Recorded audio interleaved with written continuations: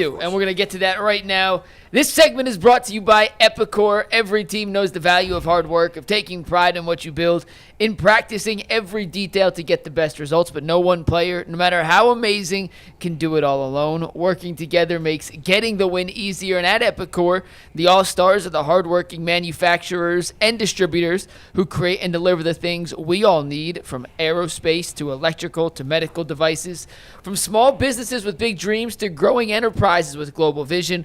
We'll equip you with the right tools to move forward, think ahead, and lead the way, because as the clock ticks down, you need to make the most out of every hardworking minute. Easier doesn't cut corners. Easier finds the lane.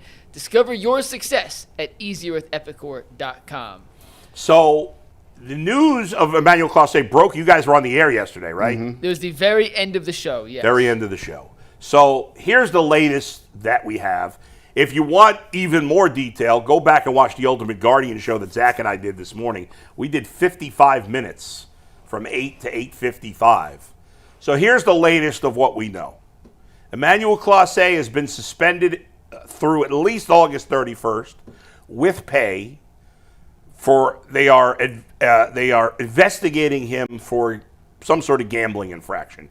There's been a lot of speculation now. People are posting pitches that look a little fishy. He's obviously the second player on the Guardians to get suspended after Luis Ortiz. They're the only players, I believe, this year that have been suspended by Major League Baseball. Last year, I want to say there were 4 or 5 players suspended. Nobody on the Guardians. Nobody that the average fan would heard of. They're all kind of obscure, borderline Major League players. And one was suspended permanently. But none of those guys from last year were accused of what we believe the Guardians players are accused of, which is essentially tanking pitches, right? And so the Guardians put out a letter yesterday and said, this is the deal. We're not going into details on it. This is the last player that's going to get suspended. That's it. Now Henry Hector Gomez, I believe, is that his name, Hector Gomez? Yeah, Hector Gomez. Hector Gomez had a report later saying there are more Guardians players getting investigated. Now, the Guardians were told by Major League Baseball, right here, other Guardians are being investigated. According to the source, the name of the pitchers involved would be revealed in the coming days. Now, Hector Gomez is certainly a respected reporter. He's gotten a lot correct. I think he's probably been misled or made a mistake here because Major League Baseball told the Guardians. I mean, I'm about to rip the Guardians for a million things, but why would they specifically say nobody else is going to be suspended unless they knew that from Major League Baseball? That doesn't make any sense. Go ahead. I wanted to add one more thing before you go off because I listened to the Ultimate Guardian show this morning. I highly recommend anyone who did not go back and listen was well worth it.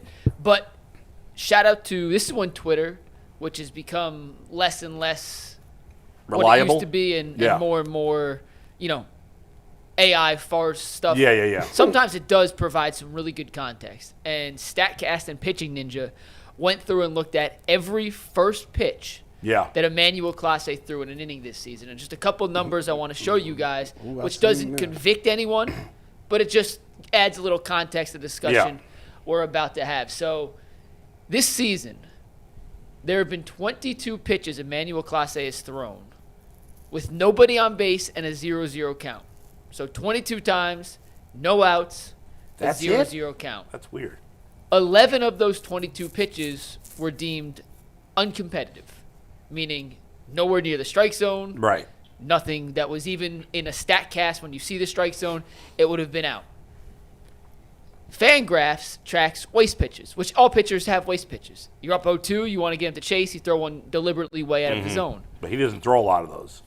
All other pitches that aren't first pitch of the at-bats, he has a 5.2% waste pitch percentage, which is one of the lowest in all of baseball. Starter, closer, reliever, one of the lowest. However, his first pitch waste percentage is more than triple every other pitch at 17.5%. Right, which makes no sense. And that is the thing I wanted to point out. Yeah. If you had an 0-2 count waste pitch percentage of 17.5%. Well, waste, I think how they're analyzing waste is not necessarily did it on purpose. No. Not it's on just purpose. a pitch that missed the right. Yeah. What wasted is you're trying to get a guy to chase. Right, but you're right? Yes, sure. Yeah, I don't mean like he spiked it 30 feet in sometimes front. you throw an uncompetitive pitch by accident. You just throw a bad pitch, you know. But he almost never does that. And it makes no sense if you're looking at when you would throw whatever the word is, a waste pitch. Proverbial. Yeah.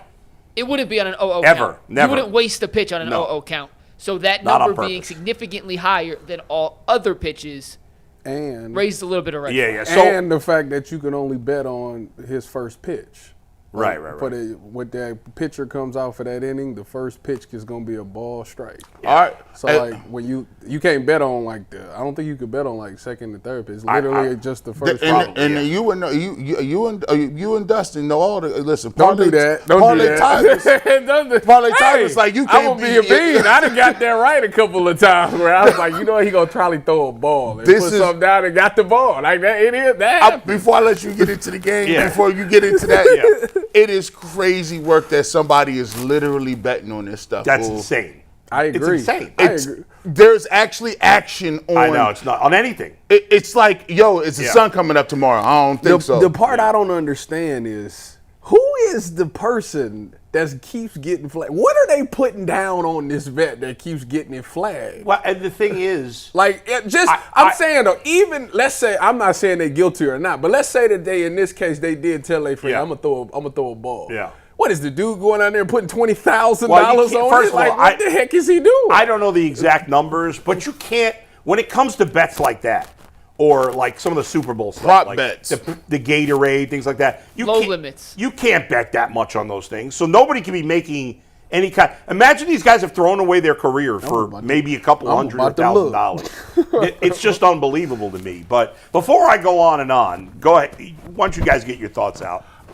Because I'll probably ramble for a while. Well, yeah. Listen, to me, I just the first thing that I thought about this was when I heard it yesterday. I mean, I spazzed out there and I said, "This is crazy." But you have to look at this as a bigger picture because this is not only Ortiz who you've traded and moved pieces to get. He's done. Then your only trade chip, the only one you Besides have, maybe Quan, if they're going to trade him. besides him, that's off the table. Off the table. That's completely out of here. Now you're like, okay, well, we waiting for Bieber to come back. Why would you even, the Bieber thing don't even matter. And so when I'm looking at it in a vacuum, I always have to ask myself, and I say this, what if this happened to the Browns? Because, hey, listen, it does happen to the Browns in their own right. And This is Browns level dysfunction right here. It's this high level, at the highest level. Then you put on top of it, the fact that the ownership group refuses to do anything to infuse the team, and it seems like the manager's hands is tied. Then you start questioning, man, what did Tito know? Like Tito was like, all right, go. This ain't all this cracked up to be. Like this is not what I'm looking to sign up to do. And for once, out of everything that hits me is, I'm like, wow, this actually happened to the Guardians. Like this is actually for the first time I'm even looking at them in any light of negativity where it's like, dang, what are y'all doing? That never happens. And that hit me on the way, and I wasn't even really worrying about the time. So I was just looking at it like, dang, it's the Guardians did this. You know what's crazy is out of all the three teams in town, they would be the least one that I would think this would happen at with. all. Like I would, yeah.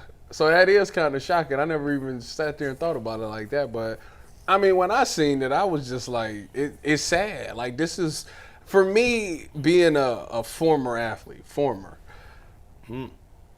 when they said that if you get caught gambling, you will be banned, that was enough for me to be like, why would I ever jeopardize my money like that? So when I see people doing this, I really have no simple, like, what is going on? Like, it's not like you making kibbles and bits. And here's the thing, Tyvus. The guys now, as long as you're not at the facility, you can bet on other sports. Yeah.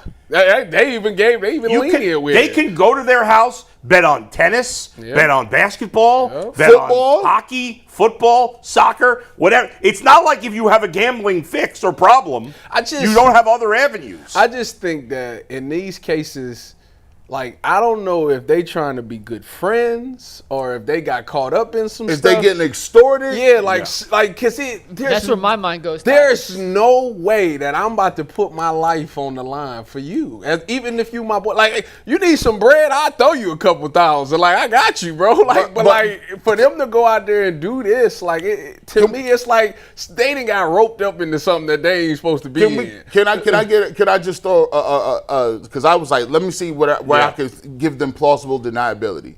You got friends, you got people who don't live where you live. They live in another country, in the Dominican Republic. Listen, there's places where, if you hear and you owe people money for gambling, they gonna say, well, listen, I know a person that you know.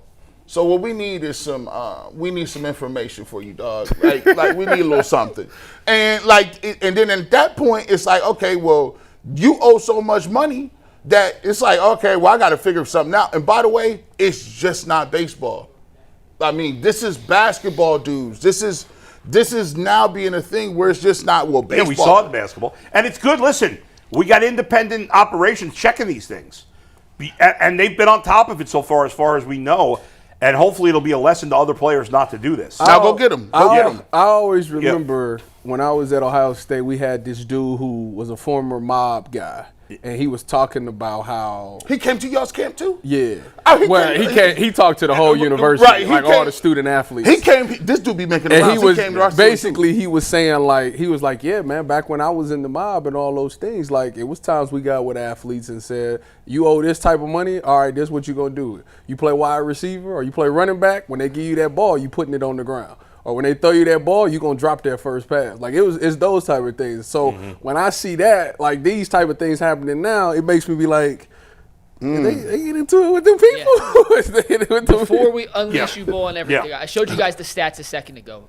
We put together and we found, and shout out to Twitter once again for diving through all 22 of these pitches. They found his. And there's just video evidence. He throwing them on the ground. That you could look at and say, maybe this was one of the pitches they're investigating, maybe not. I'm going to play the video montage. It's about a minute long, and you guys can react to some of the pitches that are part of these 22 with empty bases and 0-0 count, and some are more competitive than others. So the floor is yours, Bull, but I just wanted to show some of the videos of the pitches that people believe could be some of the ones that are being investigated by Major League Baseball. So first of all, on the player, there's zero excuse. No excuse. There's no acceptable excuse. If the league finds Luis Ortiz and Emmanuel Clase purposely threw balls to help themselves or someone else make money, they should be and will be banned for life. And absolutely that is correct. I don't want to hear excuses. Now, I keep hearing as part of this same lame freaking narrative. I heard my friend Andy Baskin say it today. Yet another person, I've heard this from a bunch of nitwits on Sports Talk Radio. Hey, I work with him next week. Next Friday. I'm not calling Andy a nitwit, but he made a nitwit comment today. And I keep hearing people say, well, baseball and all these sports, they're in bed with gambling companies. So what do you expect? No. That's ridiculous. That's a false equivalency. They say the same thing about Pete. Well, baseball has gambling's legal now. Pete Rose is okay. Pete Rose bet on the game. Pete Rose cheated. If Clase and Ortiz did this, they cheated. They can gamble all they want outside of the facility and any other sport besides baseball. There's no. I would love to say anything to pile on the owners. I basically hate the owners. I think they're rich, greedy people. But they're making a ton of money on gambling ads. I've got zero problem with that. In fact, it's with gambling being legal, it's better because now it's less likely to be done through a bookie and the mob and stuff like that because you could do all this stuff online. It's much easier to gamble. So there is no excuse. As someone who has a gambling problem, and that's why I don't gamble anymore, I would have sympathy for Clase and Ortiz if they have a gambling problem. I have sympathy for that. But I have no sympathy for them doing what they did, cheating the game, if in fact they did. There's no excuse. There's plenty of other things that they can bet on. There is zero excuse. That's number one. Number two, This is an indictment, in my opinion, of the entire Cleveland Guardians organization. For 14 years, it's almost 14 years I've been living here, I have never once called for anybody in the Guardians front office to be fired. Never once. I've done it 1,000 times with the Browns and the Cavs. Not once for the Guardians. Not once since Manny Acta 13 years ago have I said that the Guardians should fire their manager. Right now, I believe every single person in the Guardians front office needs to be fired. I want Dolan to sell. It's time for him to get out, first of all. They're all to blame.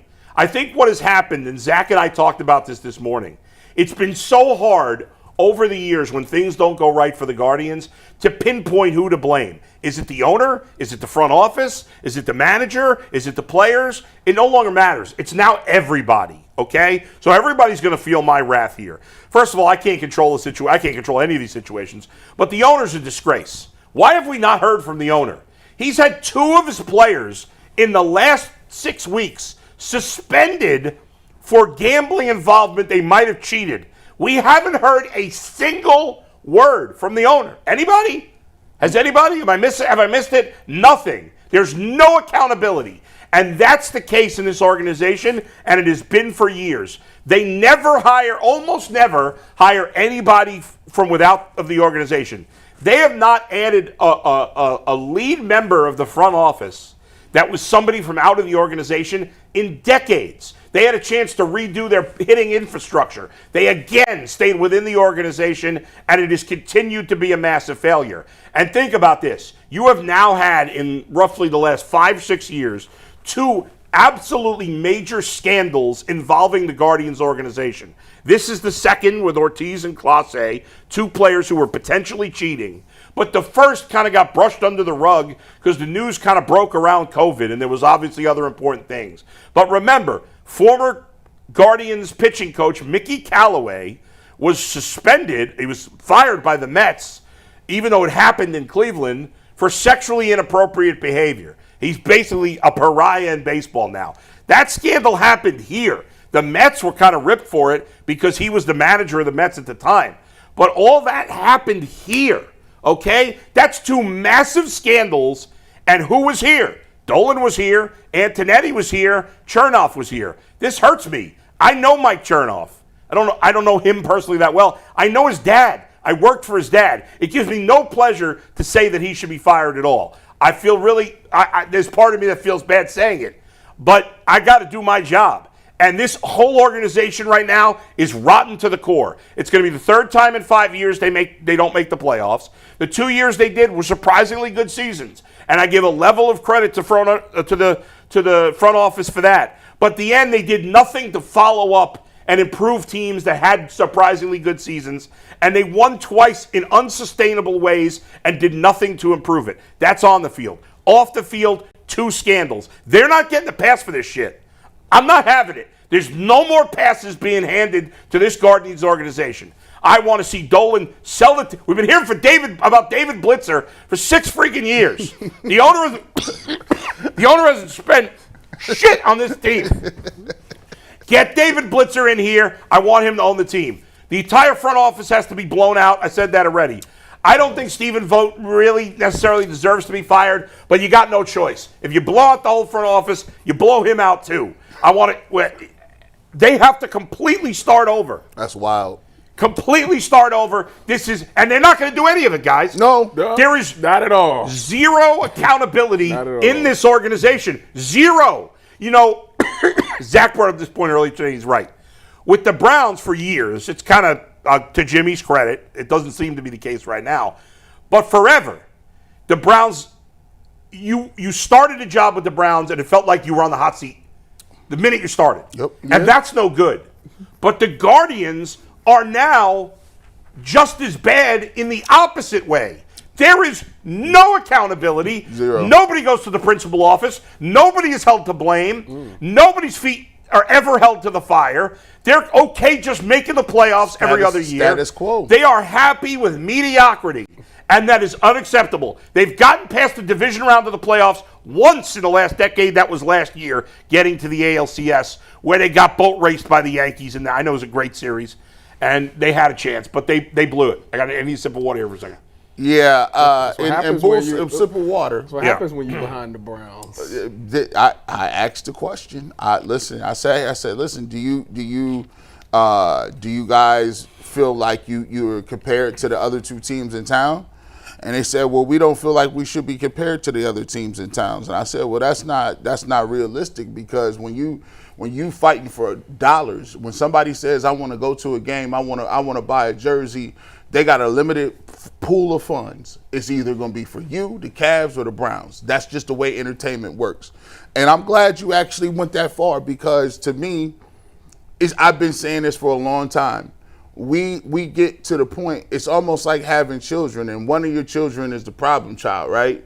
And you're like, man, he in trouble all the time, and you got to go pick him up out of jail. But then there's the other middle child who just fly under the radar. And then, but sneakily, he been doing some stuff for 5, 10, 12 years, and you catch it, but you be like, but am I going to call you out today? Because I just found out about it now, but I knew about my older son for years. And you're like, no.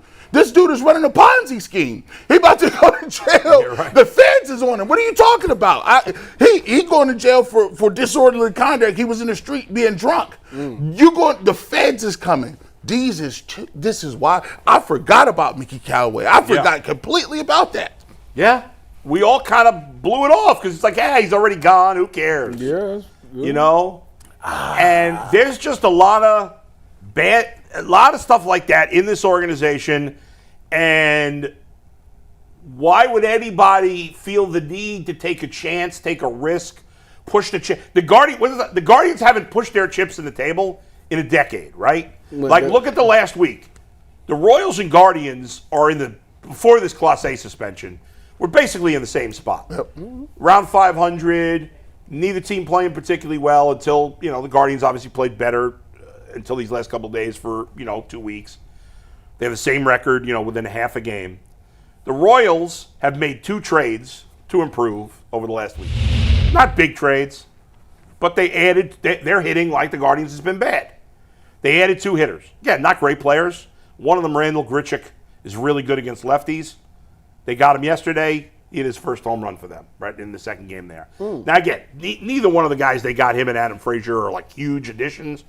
But they're not, and at this point, it doesn't matter. Without Clase, forget it. On the field, they lose to the Rockies yesterday. Cade Smith blows his first opportunity.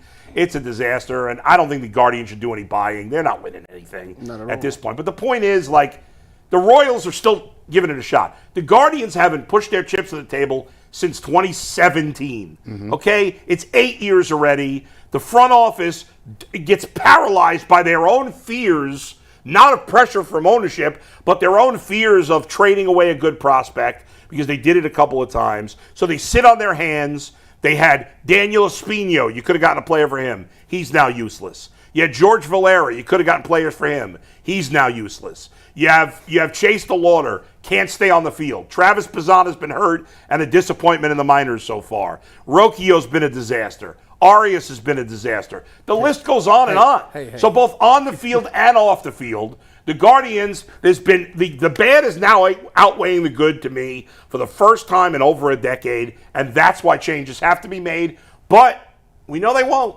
Well, let me ask you this, Bull, and I'm going to do a read before I ask